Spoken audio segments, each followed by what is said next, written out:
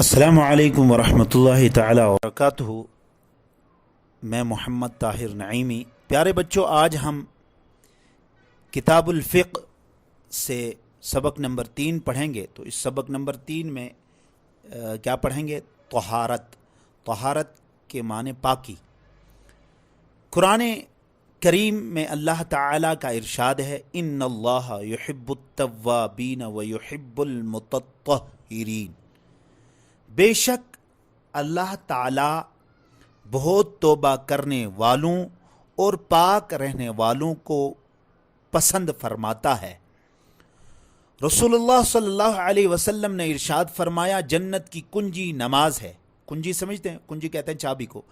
जन्नत की कुंजी नमाज है और नमाज की कुंजी तहारत। पस नमाज के लिए तहारत ज़रूरी है कि बे इसके नमाज नहीं होगी, यानी बग़ैर पाकी के नमाज नहीं होगी। अहकाम फ़िक़हिया तहारत की 2 किस्में हैं, सुग़रा कुबरा। तहारत सुग़रा वुज़ू है और कुबरा गुस्ल।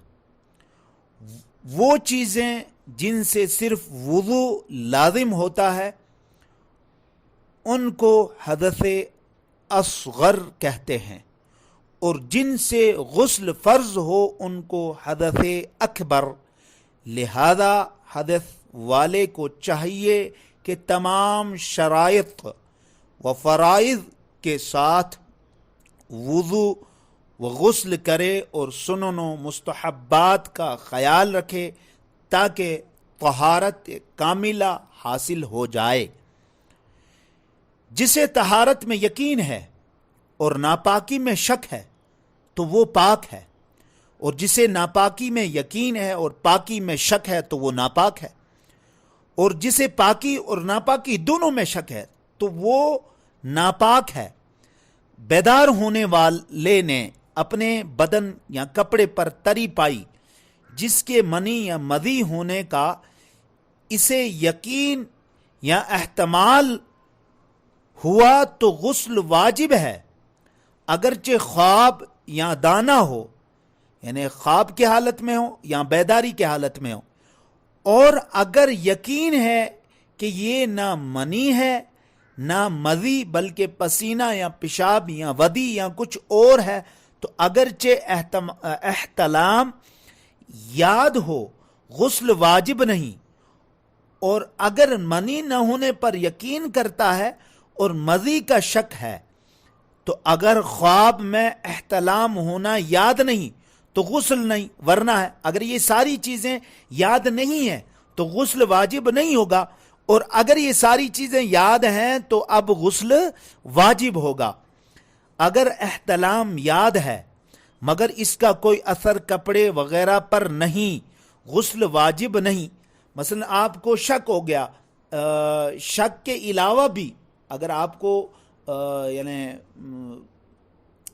नींद की हालत में आप सोए हुए थे तो आपको एहतलाम याद भी रहता है, तो अब आप जब बेदार होते हैं तो आपके कपड़े पर कोई असर नहीं होता, आपने देखा है कोई असर नहीं है, तो अब इस हालत में गुस्ल वाजिब नहीं।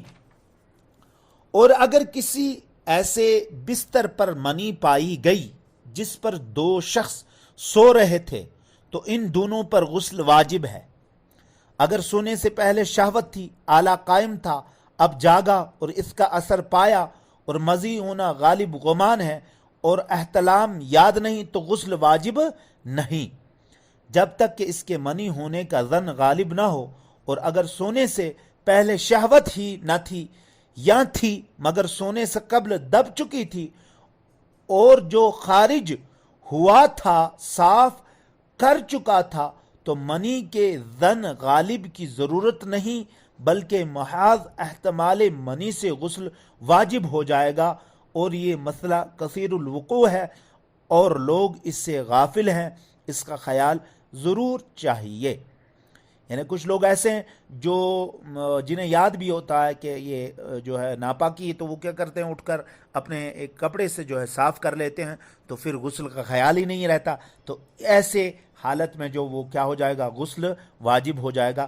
جس کو نہانے کی ضرورت ہو اس کو مسجد میں جانا، یعنی جس پر اب غسل واجب ہو گیا ہے، اس کو مسجد میں جانا، طواف کرنا، قرآن مجید چھونا، اگرچہ اس کا سادہ حاشیہ یا جلد یا چولی چھوئے یا بے چھوئے دیکھ کر، یا زبانی پڑھنا، یا کسی آیت کا لکھنا، یا آیت کا تعویذ لکھنا، یا ایسا تعویذ چھونا، یا ایسی انگوٹھی چھونا یا پہننا جسے مقطعات کی انگوٹھی حرام ہے. یعنی حروف مقطعات الف با تا وغیرہ جو ہیں یہ حروف مقطعات میں آتے ہیں. تو ان میں سے اگر آپ نے اس کے نام کی انگوٹھی بھی پہنی ہے تو ان ناپاکی حالت میں یہ سارا کچھ کرنا حرام ہے. یعنی قرآن پاک کا چھونا اور تلاوت کرنا، خانہ کعبہ کا طواف کرنا، مسجد میں جانا، تو اس کے حاشیے کو، یعنی سادے حاشیے کو، یا جلد یا چولی چھوئے یا بے چھوئے دیکھ کر زبانی پڑھنا، یہ سب کچھ جو ہے وہ حرام ہو جائے گا. اگر قرآن عظیم جزدان میں ہو، یعنی غلاف میں ہے، تو جزدان پر ہاتھ لگانے میں حرج نہیں، جزدان کے ساتھ ہاتھ لگانے میں حرج نہیں ہوگا. یوں ہی رومال وغیرہ کسی ایسے کپڑے سے پکڑنا جو نہ اپنے تابع ہو نہ قرآن مجید کا، تو جائز ہے.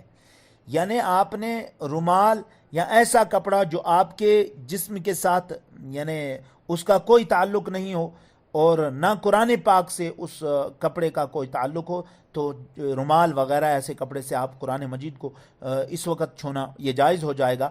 کرتے کی آستین دوپٹے کے آنچل سے یہاں تک کہ چادر کا ایک کونا اس کے مونڈے پر ہے، دوسرے کونے سے چھونا حرام ہے، کیونکہ یہ اب اس کے جسم کا ایک حصہ بن چکا ہے. تو اس حالت میں قرآن پاک چھونا کیا ہے، وہ حرام ہو جائے گا.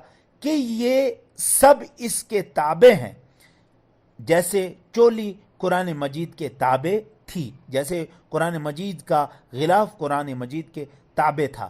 تو پیارے بچوں، اب ہمارے یہ سبق جو ہے مکمل ہو گیا. الحمدللہ ہمیں اچھی معلومات بھی ہو گئی، تو ہمارے علم میں اضافہ بھی ہو گیا. تو اب جو ہے معنی پڑھیں گے، لکھیں گے اور یاد کریں گے. الفاظ کیا ہے؟ طہارت صغرا، اس کے معنی ہیں چھوٹی پاکی. حدث اکبر، بڑی ناپاکی. سنن، سنت کی جمع. ظن غالب، احتمال کامل. مقطعات، حروف تہجی.